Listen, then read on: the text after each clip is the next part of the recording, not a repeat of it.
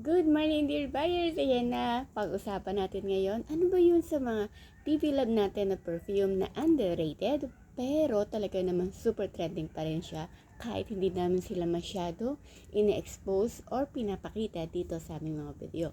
So, ang number 1 natin ay ang Vivi Love Prune Prosecco. Yan. So guys, spray tayo para malaman natin kung ano yung amoy talaga nito. Yan. Ang bango niya. Kung ikaw ay isa sa mahilig sa mga fruity scent, yung matamis ang amoy, yung gustong long lasting siya at talagang magtatagal sa'yo, try nyo to. Yung ating Vivi Love Prune Prosecco. Kasi talaga namang amoy grapes siya. Yan talaga yung scent na maaamoy nyo sa kanya. And then naglalas siya 2 to 4 hours or pwede pa rin magtagal, depende kung ikaw ay hindi acidic or hindi naman kaya ay hindi ka masyadong exposed sa araw or yung hindi madalas pagpawisan. Ito yung scent na yon.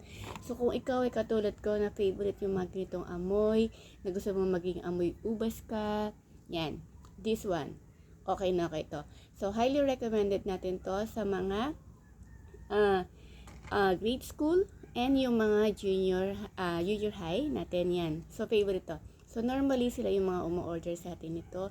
And then bihira pa rin naman ang umu-order kapag may mga momshies na. Syempre, kapag ka ganun is medyo nag-iiba na yung scent nila or amoy na gusto nilang naaamoy sa kanila. Pero ito highly recommended sa mga anak ninyo na under ng grade school pa lang or junior high school. Yan. Very sweet at talaga namang magugustuhan talaga ninyo to. Ayan, ang ating Prune Prosecco. Okay? Siyempre, meron din tayong sugar loaf. Yan, this one. So, ito ang ating sugar loaf, guys. So, ito ang sugar loaf cake. Yan, yan naman ang kanya. So, spray tayo. Yan. Ito. Alam mo yung scent na kapag dumadaan ka, let's say for example sa Goldilocks or di kaya sa tinatawag natin na red ribbon, diba? Ang amoy talaga nun is amoy freshly baked na mga cupcake or cakes. Yan ang scent nito, guys. So amoy baked cake, amoy bagong baked na cake ka dito once na ito naman ang iyong innovate. Yan.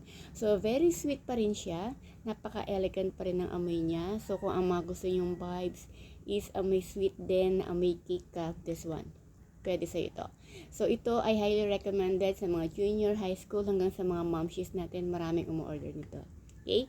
So, ito yung scent natin na favorite ng ating mga nag-aaral. Yan. Yung mga office din, hindi siya office. Yung mga office worker natin, office momshies natin, yan, work at home momshies natin, kinukuha din to or binibili din tong scent na to kasi napakabango din talaga niya. Yan, guys. So, ito ay favorite ko kung halimbawa naman na ako ay aalis. Let's say, for example, meron akong meet up. Yan.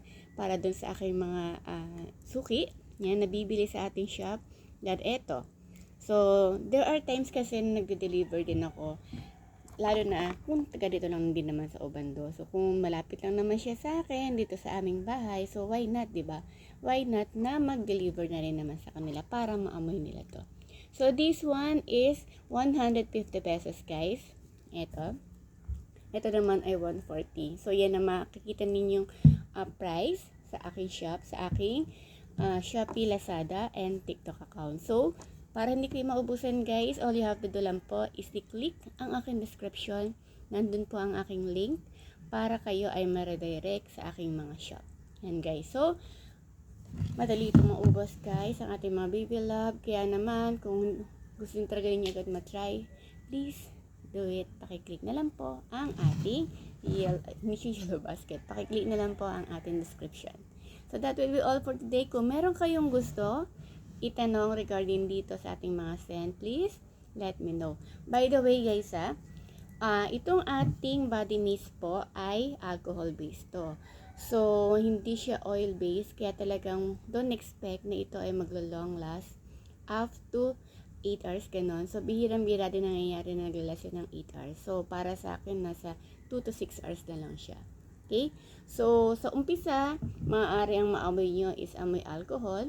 Pero later on, kapag siya ay natuyo na, ayan, nagiging powdery na siya, dun yung maaamoy talaga yung kanilang mga scent. So, bawal to sa mga sensitive ang ilong. Or bawal to sa mga sensitive sa mga alcohol. Okay? So, that will be all for today. Thank you so much. Sana nagustuhan po na yung ating video today. Thank you.